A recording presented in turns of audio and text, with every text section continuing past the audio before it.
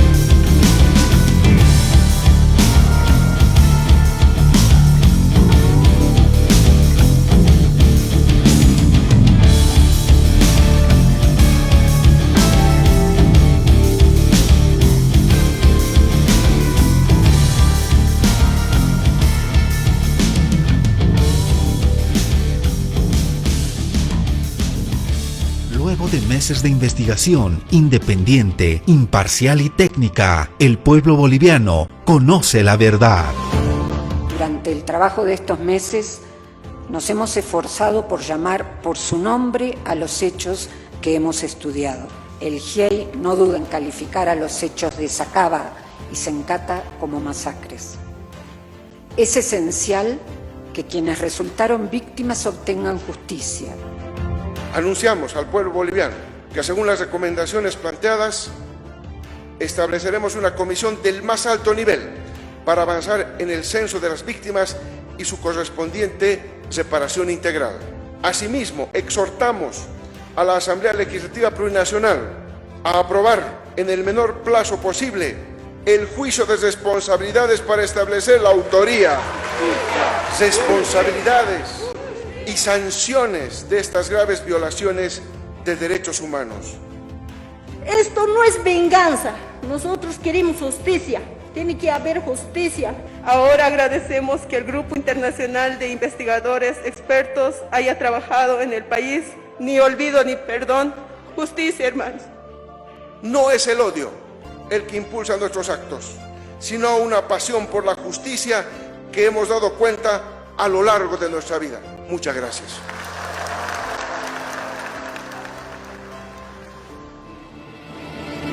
Es víctima.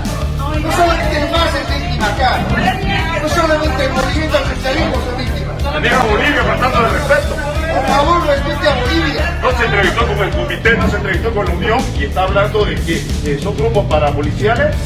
No entrevistaron a nadie, no entrevistaron a nadie. ¿Por qué no dice que las FARC estaban en Montero? ¿Por qué no dice que las FARC y el MNT Sí mismo. El que le habla es el comité cívico de Montero. Francamente, lo he esperado ahora. Escucha todo, claro. Muy lamentable. Oiga, le están hablando mucho malcriado. Está en otro país. Se ha aprobado el decreto supremo número 4078 de fecha 14 de noviembre de 2019. La opinión es muy conveniente al disfrazar o al simular o matizar los hechos en los cuales se dieron verdaderas masacres, y por qué no hablan de las masacres en las cuales el señor Evo Morales ha sido el principal protagonista, porque días antes de que se llegue al proceso eleccionario ya existieron víctimas fatales y en el gobierno de Evo Morales por el uso excesivo de fuerza. ¿Y por qué? Estando ustedes acá viendo que una mujer que por más que tenga que afrontar un proceso y aquel que fuere está sufriendo tratos inhumanos y degradantes y es expresidenta de este país, la están torturando, la tienen prisionera, como tienen prisioneros a todos los bolivianos con una justicia masista. Pareciera que esta situación para ustedes es indiferente, pero para nosotros es nuestra realidad.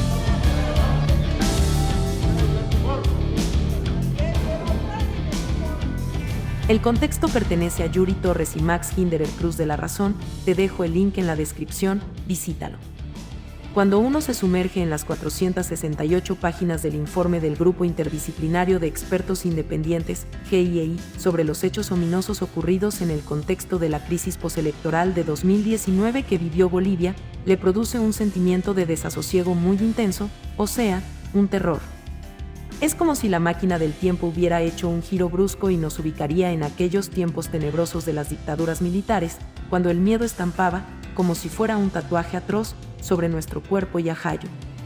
Aquí un testimonio desgarrador sobre los muchachos detenidos por la policía, posmasacre en Sacaba. Al llegar a la cárcel, policías los golpearon e insultaron con frases como indios de mierda. A los 3 los llevaron a aislamiento 51, donde llenaron 2 turriles con agua, les lanzaron gas lacrimógeno y les echaron agua. Todo el cuerpo les ardía. Luego los pusieron al chancho, cabeza abajo, y los obligaron a contar hasta 1000. Algunos no aguantaron. Otro testimonio da cuenta de que a un preso se lo llevó a declarar y se abstuvo, porque no tenía abogado y estaba herido por los golpes de toletes. Los devolvieron a las celdas y a medianoche los sacaron para golpearlos. A él lo golpean más porque lo trataban de dirigente. A las 2 o 3 horas de la madrugada del sábado los gasificaron en la celda. Otros testimonios dolorosos describen a mujeres detenidas que, solo por su vínculo personal, no sentimental, con políticos, como si fueran animales, fueron encadenadas en camas hospitalarias. Este informe enfocado desde el prisma de los derechos humanos revela el abismo al que hemos caído los bolivianos.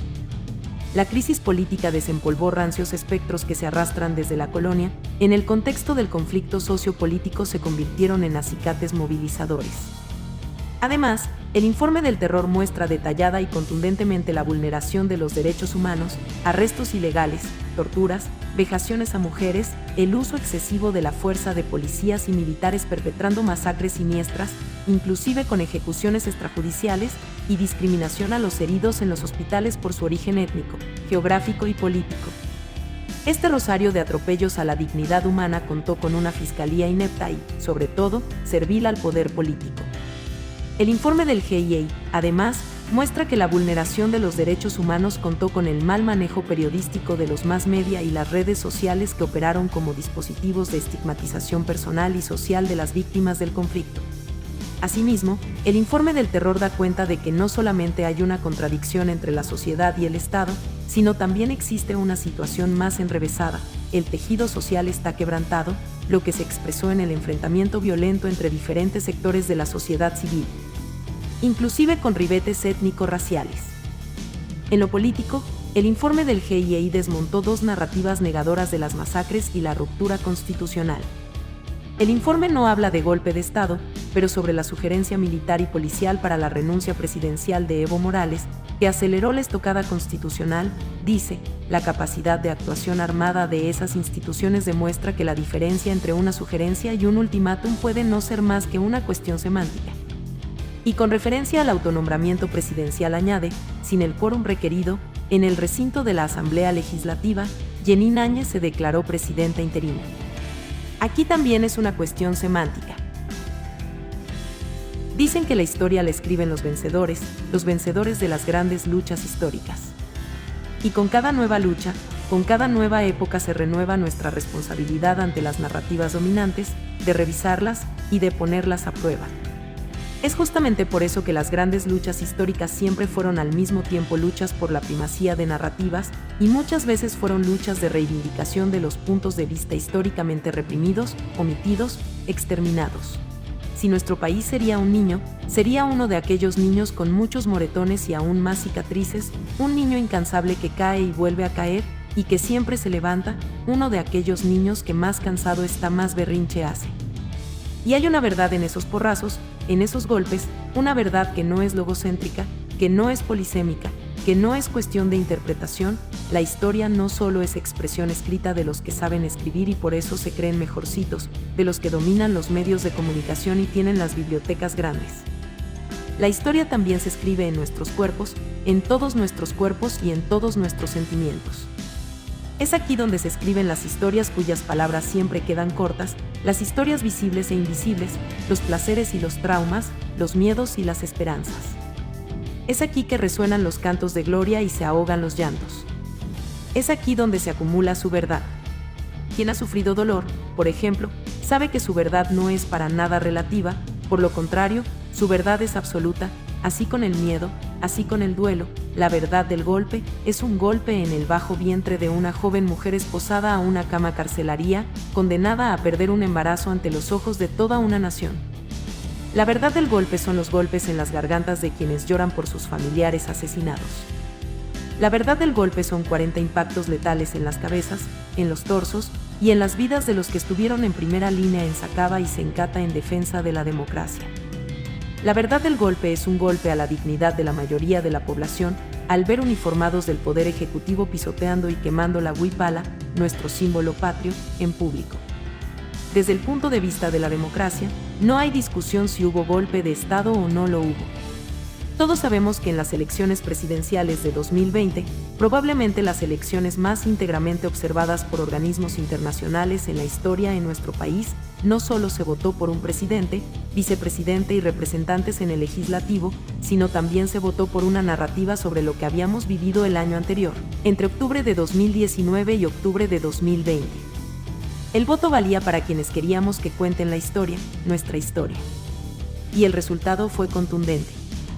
Con 55,1%, el MAS ganó prácticamente duplicando el número de votos de la segunda fuerza en las urnas, 28%, que defendía y sigue defendiendo una narrativa contraria. Históricamente, bajo condiciones de elecciones democráticas entonces, la narrativa del fraude fue derrotada por la narrativa del golpe. La verdad no es que la una o la otra tenga razón. Nuestra verdad es la contradicción entre una narrativa propagada por una minoría y otra defendida por la mayoría.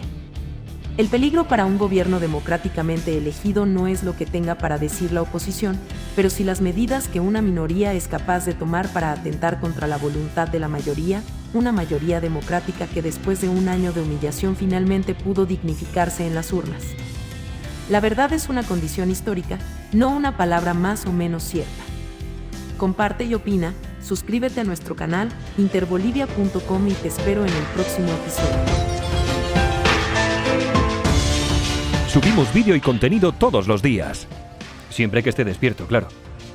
En fin, por aquí te espero. De nuevo, gracias por tu interés en mis servicios.